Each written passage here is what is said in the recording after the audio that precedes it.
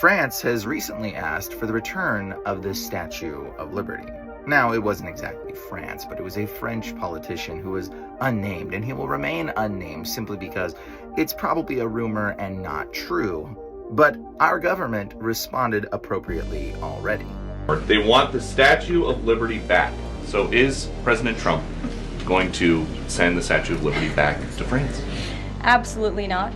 And my advice to that unnamed low-level French politician would be to remind them that it's only because of the United States of America that the French are not speaking German right now. However, maybe we should give it back. But give it back to whom? You see, they told you that the government of France gave you the Statue of Liberty. However, it wasn't the government of France. It was the French Freemasons.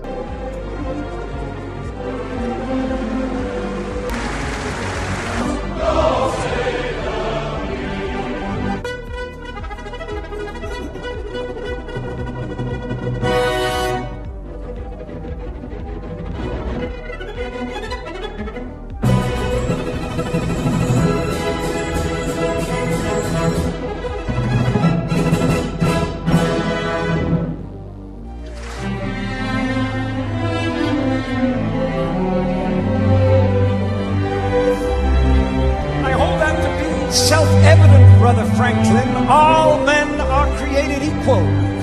Indeed, Brother Washington, all Freemasons meet as equals, and we have an opportunity to create a nation in the very essence of Masonic morality. It would be wonderfully symbolic, don't you think? You'll be wanting to put the all-seeing eye on our banknotes next. You think I'm taking it a bit far? Please don't ask me questions like that, Brother Franklin. You know I cannot tell a lie. Oh, come on, Brother Washington. Everybody lies occasionally, surely. Especially politicians. Not me. Not even so much as an alternative fact. But we must all be aware of fake news. The plans for our new capital city already have a very Masonic feel to them, yeah? Candidate for initiation into the order, I'm giving him a little introduction into some of our mysteries. These two gentlemen are founding an entire nation built on our principles. We have great promises for our new nation. You know, I wonder if other presidents after me will also be Freemasons. Many will be. And Freemasonry will become embedded in the American culture, and the eye will appear on the banknotes. Oh, God. These principles will be honored with a gift from your French brethren, a gift that will be a welcoming beacon to the poor and oppressed. This is the statue we are giving you. It's a bit small, isn't it? Oh, this is a maquette. The real thing is bigger. Much, much bigger. I call her Liberty Enlightening the World. Catchy. Now, its French Freemason creator, Frederick, has told us that the Statue of Liberty was modeled after the goddess Libertas. However, Libertas also looks vaguely similar to the goddess Victory or Nike, and in many ways they're the same thing. But you know what is a more interesting correlation? Is that the Statue of Liberty seems to be lacking breasts. And if we for a moment remove the idea that the Statue of Liberty is a woman, you know who looks even more similar to the Statue of Liberty? It's the statue of Helios. The god Helios has many different altars or names or other identities that he goes by, including Apollo or Apollyon, which is the destroyer and the lead angel of the abyss. This is why you see on many American writings the phrase e pluribus unum, which means from many one. Of course, they told you it was from many nations one, but the reality is it is from many gods one. And Apollyon, or Helios, is that one god. Now, let me show you one of the more interesting depictions of Helios. This is called the Colossus of Rhodes. You look at that, pointed crown, torch in hand and all.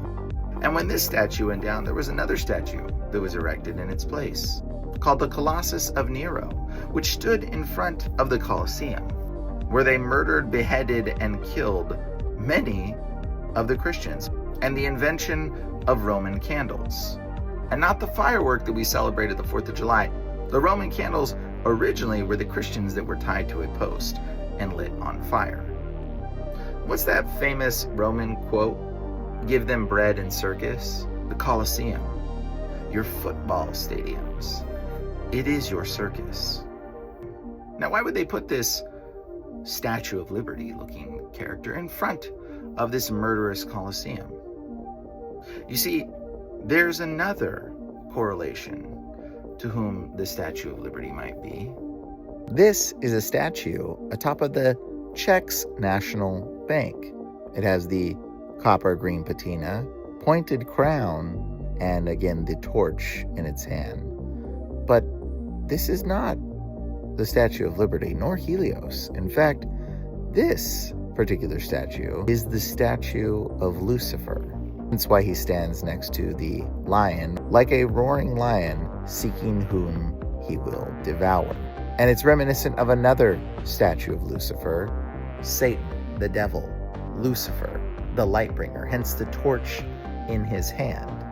Now, there's a famous painting called Satan Summoning His Legions. And I want you to pay close attention to the face of this painting. Now, isn't that an uncanny resemblance? And of course, we all think the Statue of Liberty is an American thing, but did you know that there is a Statue of Liberty in Ukraine? Arguably more seductive seeming, with two men by its side, as well as a Statue of Liberty in Tokyo and Brazil and many other countries and places throughout the world. This same Statue of Liberty exists. And the Statue of Liberty even exists in China, where they call it the goddess of democracy.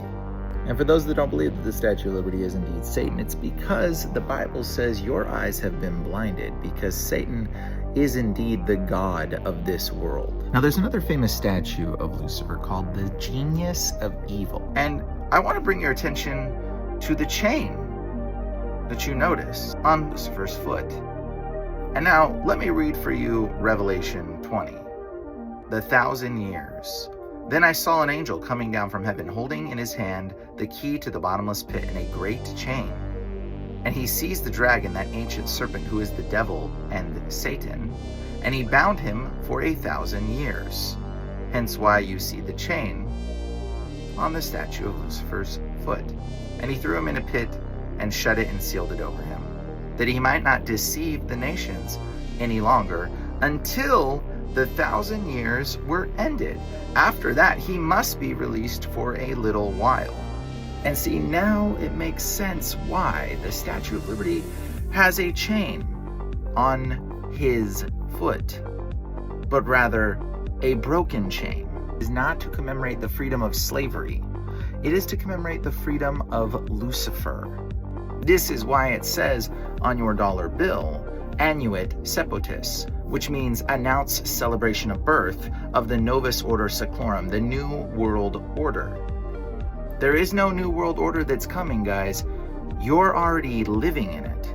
It is already here. It is time for us Christians to wake up to where exactly in time we are all at. But remember, everything in your world revolves around God and the Bible, whether you believe in it or not.